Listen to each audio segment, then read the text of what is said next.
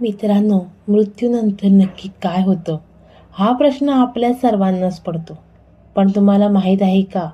यमराजाच्या दरबारात पोहोचण्याआधीच प्रत्येक आत्म्याला एका अशा ठिकाणाहून जावं लागतं जिथे पापी लोकांचा थरकाप उडतो.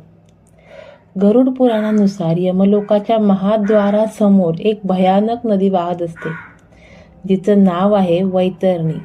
ही नदी पाण्याने नाही तर चक्क रक्त आणि पुवाने भरलेली आहे.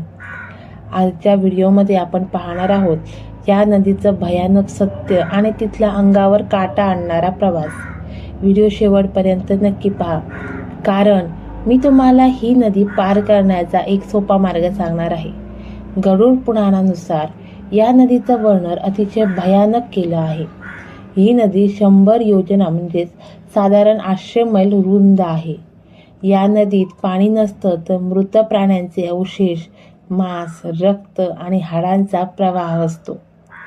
या नदीच्या लाटा इतक्या उग्र असतात की त्यातून आगीच्या ज्वाला निघतात असं वाटतं.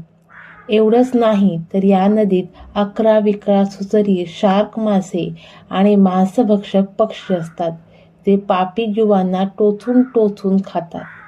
या नदीतून येणारी दुर्गंधी इतकी असह्य असते की कोणताही सामान्य माणूस तिथे क्षणभरही उभा राहू शकत नाही. एक, नदीचा रंग का बदलतो? असे मानले जाते की वैतरणी नदी ही केवळ एका रंगाची नसते. पापकर्माच्या तीव्रतेनुसार तिचा रंग बदलतो. ज्याने ब्रह्महत्या किंवा त्यासारखे मोठे पाप केले आहे त्याला ही नदी अंधाऱ्या काळ्या रंगाची दिसते. ज्यांनी फसवणूक केली आहे त्यांना ती धुरासारखी दिसते. हे रंगाचे वर्णन आत्म्याला अधिक भयभीत करण्यासाठी आहे. 2, नदीतील वज्रसुयांसारखे मासे. या नदीत अशा काही माशांचे वर्णन आहे ज्यांचे तोंड वज्रासारखे, हिऱ्यासारखे कडक टोकदार असते. जेव्हा पापी आत्मा या नदीत पोहण्याचा प्रयत्न करतो तेव्हा हे हजारो मासे एकाच वेळी त्या आत्म्याला शरीरात सुयांसारखे शिरतात. आत्मा मरत नाही, पण त्याला होणाऱ्या वेदना जिवंतपणे हजारे विंचू चावल्यासारखा असतात. 3, लांबी आणि वेळेचे गणित. वैतरणी नदी पार करण्यासाठी लागणारा वेळ हा व्यक्तीच्या कर्मावर अवलंबून असतो. काही आत्म्यांसाठी हा प्रवास काही मिनिटांचा असतो, तर महापापी आत्म्यांना ही नदी पार करण्यासाठी वर्षानुवर्षे लागतात.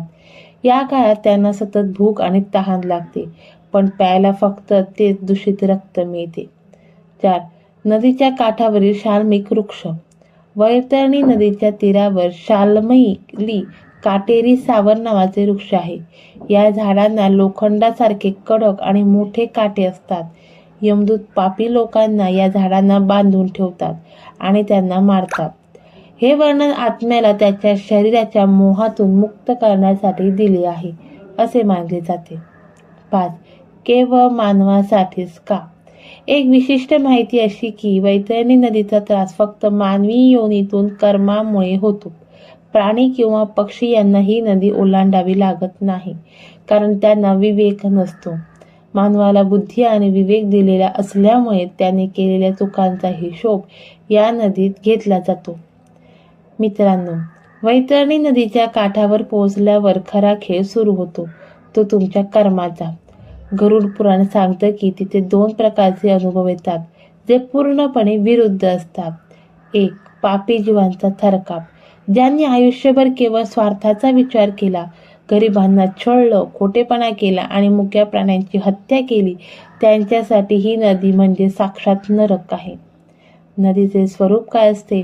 त्यांच्यासमोर ही नदी अचानक उकळायला लागते. त्यातलं रक्त आणि पू एखाद्या ज्वालामुखीसारख्या उसळा मारतं. त्यातून येणारी दुर्गंधी इतकी तीव्र असते की आत्मा बेशुद्ध पडतो, पण त्याला मरण्याची मुभा नसते. यमदूतांचा अमानुष. जेव्हा पापी आत्मा नदी पार करायला नकार देतो तेव्हा यमदूत त्याच्या गळ्यात फास टाकतात आणि त्याला काट्याकुट्यांनी खेचत त्या उकळत्या रक्ताच्या प्रवाहात ढकलतात. भयानक प्राण्यांचा हल्ला. नदीत पडता तेथील 11 साप आणि मांसभक्षक पक्षी त्या आत्म्याचे लचके तोडू लागतात. तो आत्मा नदीसाठी ओरडतो, आक्रोश करतो, पण तिथे ऐकणारं कोणीच नसतं. त्याला त्याच्या प्रत्येक वाईट कर्माची शिक्षा त्या प्रवाहात भोगावी लागते. 2. पुण्यवान आत्म्यांचा दिव्य प्रवास. पण दुसरीकडे ज्यांनी आयुष्यात परोपकार केले, नामस्मरण केलं आणि निस्वार्थ भावनेने इतरांची सेवा केली, त्याच्यासाठी चित्र पूर्णपणे वेगळं असतं बरं. नदीचे रूपांतर.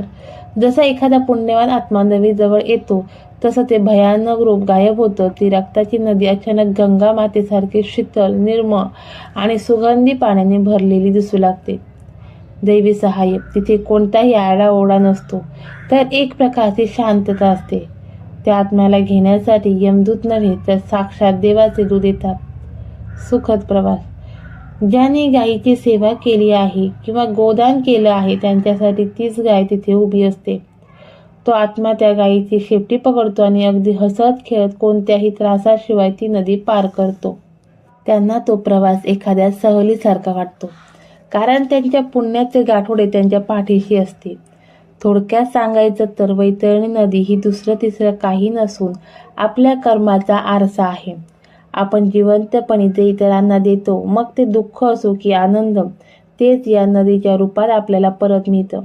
म्हणूनच म्हटलं जातं, माणसाने जाताना सोबत काहीच नेऊ शकत नाही, पण आपली कर्मे मात्र कायम सोबत येतात.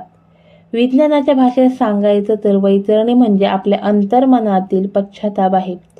जेव्हा आपण चुकीचं वागतो तेव्हा तो अपराधीपणा आपल्याला आयुष्यभर आणि मृत्यूनंतरही कुरडतच राहतो. आजचा व्हिडिओ तुम्हाला कसा वाटला? यमलोकाबद्दल तुम्हाला अजून काय जाणून घ्यायला आवडेल? कमेंटमध्ये नक्की सांगा. जर माहिती आवडली असेल तर व्हिडिओला लाईक करा आणि अशा गूढ गोष्टींसाठी आपल्या चॅनलला सबस्क्राईब करायला विसरू नका. भेटूया पुढच्या व्हिडिओमध्ये. तोपर्यंत चांगली कर्मे करत राहा. जय श्री कृष्ण.